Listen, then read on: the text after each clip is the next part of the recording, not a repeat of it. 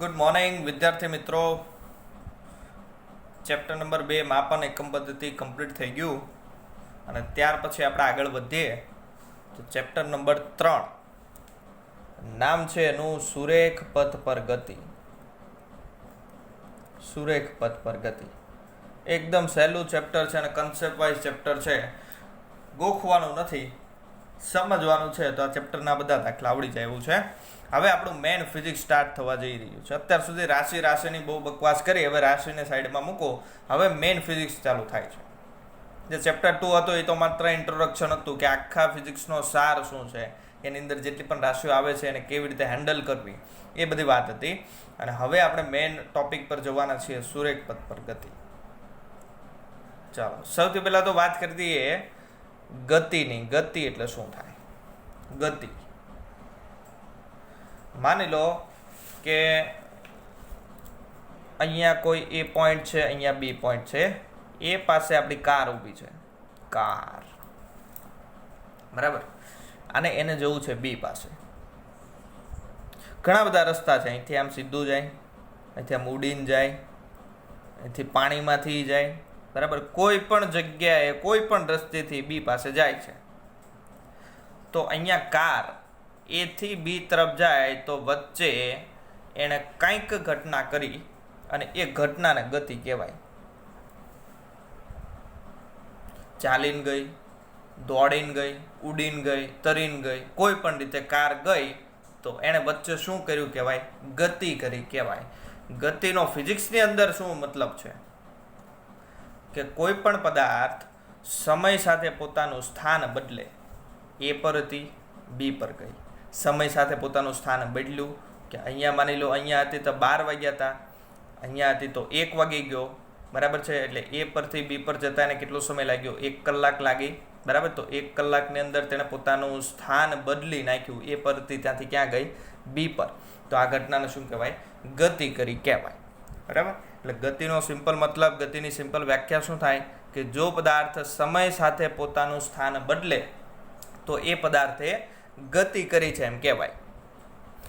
એ પાસે પદાર્થ હતો 12 વાગે અને 1 વાગે પણ એ પાસે જ રહ્યો તો એને ગતિ કરી કહેવાય નહીં, કારણ કે સમય સાથે પોતાનું સ્થાન બદલ્યું નથી, બરાબર. એટલે સમય સાથે જો કોઈ પણ પદાર્થ પોતાનું સ્થાન બદલે તો એ પદાર્થ ગતિ કરી કહેવાય. તો ગતિની આપણે સિમ્પલ વ્યાખ્યા કરી દઈએ. ગતિ એટલે શું થાય કે જો પદાર્થ સમય સાથે પોતાનું સ્થાન બદલે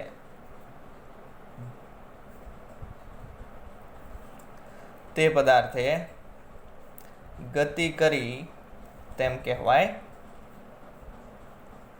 આ ગતિની વાત થઈ ગઈ, બરાબર. ગતિ પછી આગળ વધીએ તો 2 પ્રકારે ફિઝિક્સની બ્રાન્ચ આવે છે. એકને કહેવામાં આવે છે કાઇનેમેટિક્સ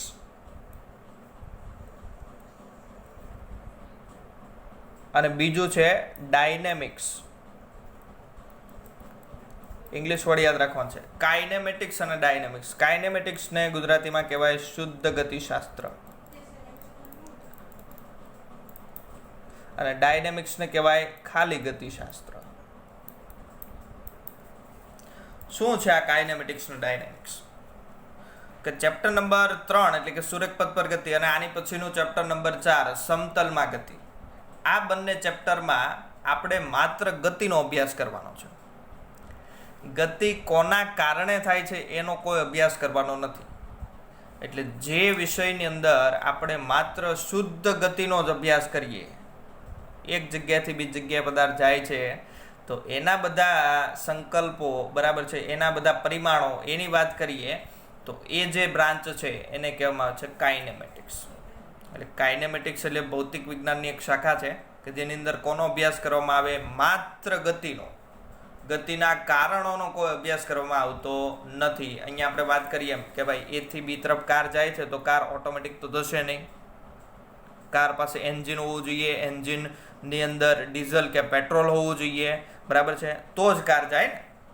એટલે ઇન શોર્ટ, કાર પર બળ લાગે અથવા તો કારને આપણે ધક્કો મારીએ તો જ એ કાર ગતિ કરશે.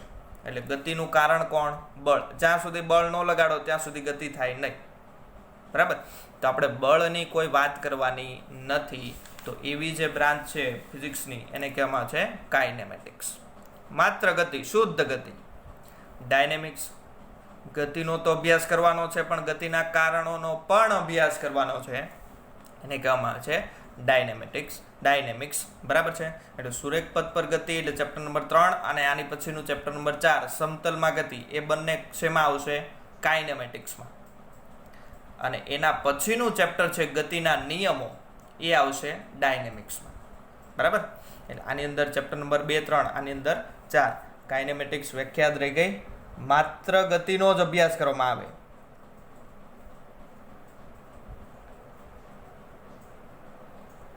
અને આમાં ગતિ પ્લસ ગતિના કારણોનો અભ્યાસ.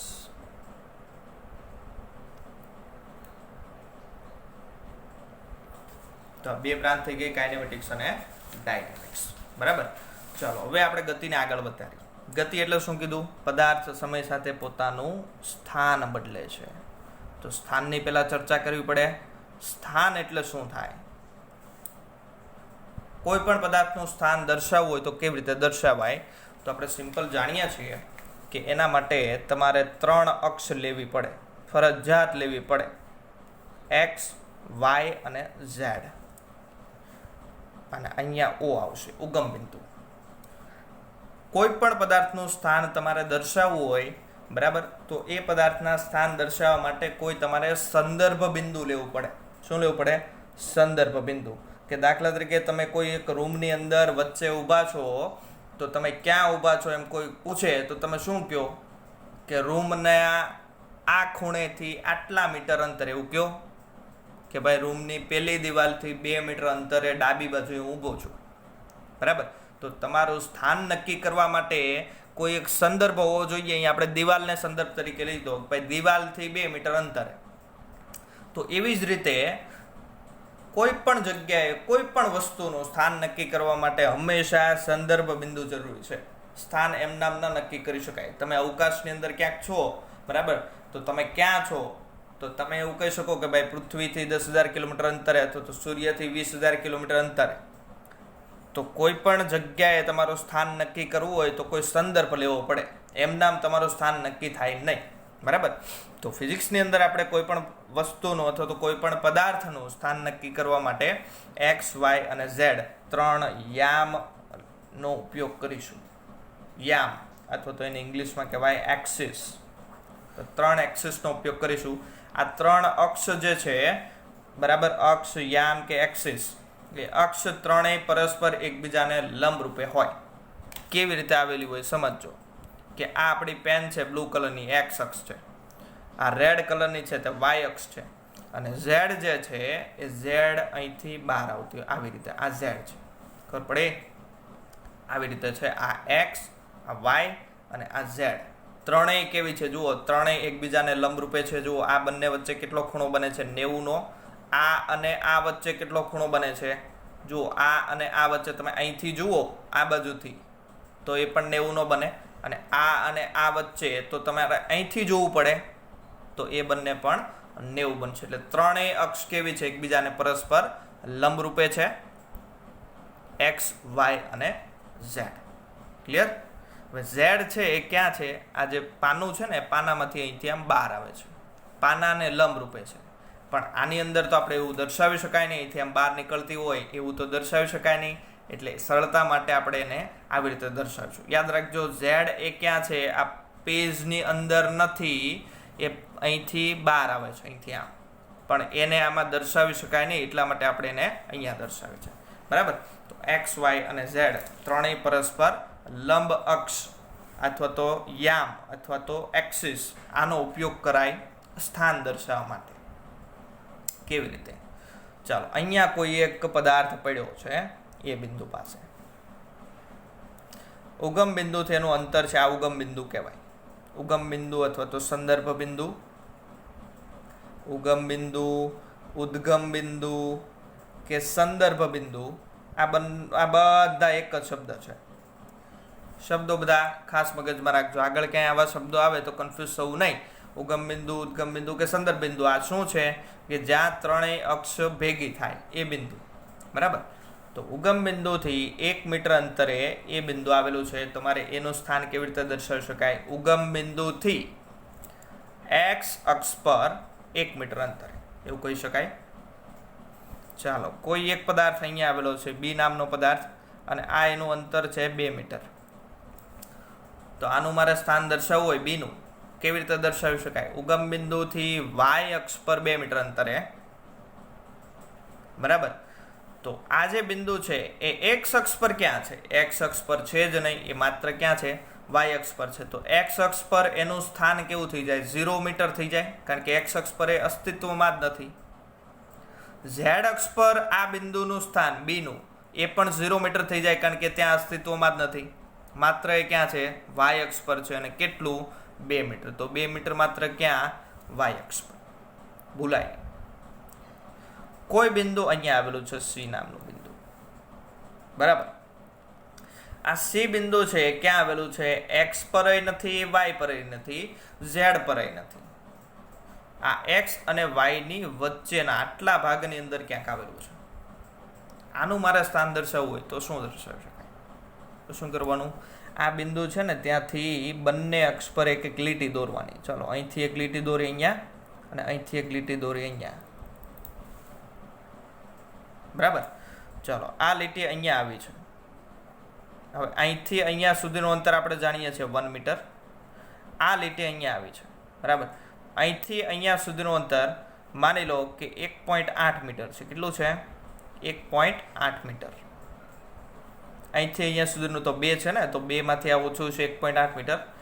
તો આનું મારે સ્થાન દર્શાવવું હોય સી બિંદુનું, તો કેવી રીતે કહી શકાય કે સી બિંદુ એ ઉગમ બિંદુથી એક્સ અક્ષ પર કેટલા અંતરે?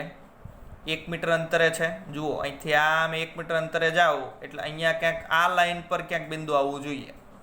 અને વાય અક્ષ પર ક્યાં છે? ઉગમ બિંદુથી 1.8 મીટર.